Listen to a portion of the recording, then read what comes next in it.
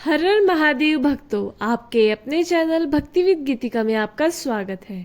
आप सभी भक्तों को श्रवण मास की हार्दिक शुभकामनाएं।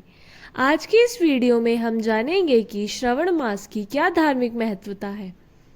श्रवण मास में भक्तों को शिव जी से जुड़ने का एक पवित्र अवसर प्रदान करता है, जहां श्रद्धा, नियम और समर्पण के माध्यम से आत्मा ईश्वर के निकट पहुंचती है। इस महीने में पौराणिक घटनाएं और देवी देवताओं से जुड़ी दिव्य लीलाएं घटित हुई है। अब हम उन लीलाओं को जानेंगे। गंगाजल चढ़ाने की परंपरा।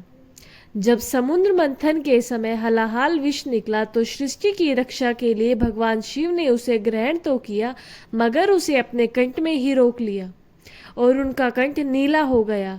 तभी से वे नीलकंठ कहलाए।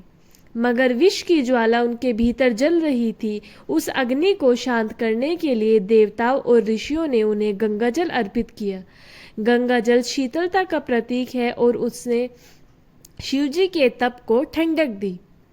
तभी से यह परंपरा है कि श्रावण मास में भक्त गंगाजल से शिवलिंग का अभिषेक करते हैं। यह केवल पूजा ही नहीं बल्कि प्रेम, श्रद्धा और आभार भाव का, जिससे भगवान शिव की कृपा प्राप्त होती है। अब दूसरी मान्यता आती है माता पार्वती के तप की पावन कथा।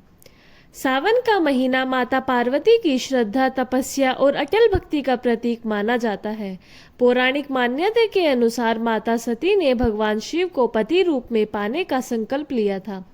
सती के शरीर त्याग के बाद उन्होंने राजा हिमालय के घर पार्वती के रूप में जन्म लिया। सावन के ही पवित्र महीने में माता पार्वती ने कठोर तपस्या करके भगवान शिव को प्रसन्न किया। उनकी निष्ठा और प्रेम से प्रसन्न होकर भगवान शिव ने उन्हें पत्नी रूप में स्वीकार किया। इसलिए सावन में शिव पार्वती के पूर्ण मिलन और विवाह का पावन समय माना जाता है। इस महीने में कुंवारी कन्याएं अच्छे वर की कामना से व्रत रखती है। वहीं विवाहित महिलाएं अपने सौभाग्य और वैवाहिक सुख की प्रार्थना के साथ श्रद्धा भाव से भोलेनाथ और माता पार्वती की पूजा करती है। भक्तों, अब बात करते हैं समुद्र मंथन और हलाहल विष की कहानी की। सावन का महीना भगवान शिव के त्याग और करुणा की याद दिलाता है। जब देवताओं और असुरों ने मिलकर समुद्र मंथन किया, तब सबसे पहले उस मंथन से हलाहल नाम का भयंकर विष निकला, जो पूरी सृष्टि को नष्ट कर सकता है। उस समय सारी सृष्टि संकट में थी। तब भगवान शिव ने सबका कल्याण करने के लिए उस विष को स्वयं पी लिया, लेकिन उन्होंने उसे निगला नहीं बल्कि अपने कंठ में ही रोक लिया। उसी कारण उनका नाम नील हो गया, यानी नीलकंठ हो गया। भक्तों, अब हम जानेंगे श्रावण मास में कावड़ यात्रा की शुरुआत कैसे हुई। पौराणिक कथाओं के अनुसार कावड़ यात्रा की शुरुआत ऋषि जमदाग्नि के पुत्र भगवान परशुराम ने की थी।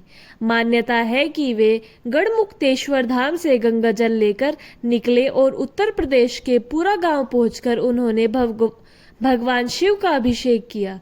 तभी से यह परंपरा चल पड़ी कि सावन के पावन महीने में शिव भक्त कावड़ में गंगा जल भरकर लंबी यात्रा करते हैं और भगवान शिव को अर्पित करके उनकी कृपा प्राप्त करते हैं। यह यात्रा श्रद्धा, तप और भक्ति का जीवंत प्रतीक बन चुकी है।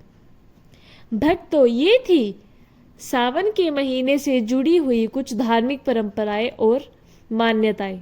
वीडियो अच्छा लगे तो लाइक करें, चैनल को सब्सक्राइब करें। ऐसी वीडियो देखने के लिए चैनल पर बने रहें। और आप सभी को राधे राधे, हर हर महादेव।